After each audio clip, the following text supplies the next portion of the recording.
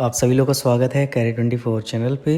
आप हमें Twitter, Facebook और इंस्टाग्राम पे फॉलो कर सकते हैं। नीचे हमने लिंक दे दिया है। तो यहाँ पे हम बात कर रहे हैं इंडिया की एक नई फोर्स जिसका नाम है रॉकेट फोर्स। अपनी हवाई ताकत बढ़ाने के लिए भारत बनाने जा रहा है रॉकेट फोर्स।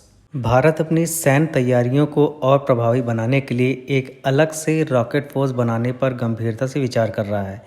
इससे राष्ट्रीय सुरक्षा के लिए पैदा होने वाली चुनौतियों से उच्च स्तरीय तकनीक से निपटा जा सकेगा। यह बात तीनों सेनाओं के प्रमुख जनरल बिपिन रावत ने कही है। जनरल बिपिन रावत जो कि चीफ ऑफ डिफेंस स्टाफ हैं, उन्होंने कहा कि चीन के समर्थन से पाकिस्तान भारत के खिलाफ प्रॉक्सी वार लड़ रहा है। वह जम्मू कश्मीर में छद्म युद्ध लड़ रहा है। पंजाब और कुछ अन्य इलाकों में ऐसे ही युद्ध शुरू करने की वो कोशिश कर रहा है। चीन का भी इस समय काफ़ी ज़्यादा एग्रेसिव बिहेवियर है, चाहे वो साउथ चाइना सी हो, इंडिया के नॉर्थ ईस्टर्न बॉर्डर हो, ताइवान को धमकी देना हो, फिर किसी अन्य तरीके से वो अपने पड़ोसियों को परेशान करता रहता है।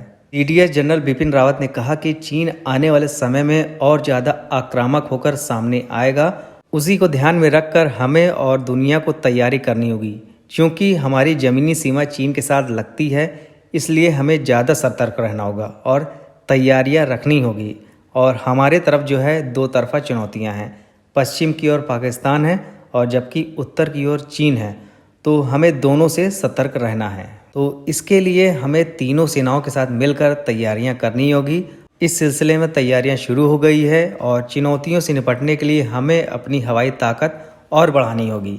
इसीलिए रॉकेट फोर्स गठित करने की तैयारी की जा रही है। जनरल बिपिन रावत ने इस फोर्स के बारे में विस्तृत जानकारी देने से इनकार कर दिया, मगर उन्होंने कुछ न कुछ हिंट दिया कि वो किस प्रकार की फोर्स होगी। मगर आपने अभी रिसेंटली चाइना में एक आर्टिकल पब्लिश हुआ था, उसको आपने पढ़ा होगा। उसमें ये बताया गया था कि हम आने वाले समय में उन्होंने विज़न रखा है चाइना की कम्युनिस्ट पार्टी ने कि हम किस प्रकार से अपने एक्सपेंशन को आगे बढ़ाएंगे। अगर बात करें रॉकेट फोर्स की, तो ये रॉकेट फोर्स जो है एडवांस मिसाइल पे वर्क करेगी, जैसे कि हाइपरसोनिक मिसाइल्स हो गई, इंटरकॉन्टिनेंटल बैलिस्टिक मिसाइल्स हो गई, जो कि बोथ न्यूक्लियर और कन्वेंशनल मिसाइल्स होंगी।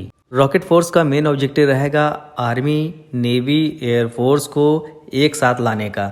ये सभी जो फोर्सेस रहेंगी उनको एक साथ ला के उनकी जो इंफ्रास्ट्रक्चर है उसको यूज़ करने के लिए। इसी सब को देखते हुए इंडिया जो है कंसिडर कर रहा है टेक्नोलॉजी पे। तो आने वाले समय में जो है चाइना जो भी युद्ध लड़ेगा वो टेक्नोलॉजी बेस पे होगा। जैसा कि आप लोग देखते ही होंगे कि चाइना कोई ना कोई कंट्री पे जो है साइबर अटैक कर देता है, उनके एनर्जी पे, उनके बैंकिंग पे, उनके ट्रांसपोर्ट पे या फिर उनके कम्युनिकेशन ग्रिड्स पे।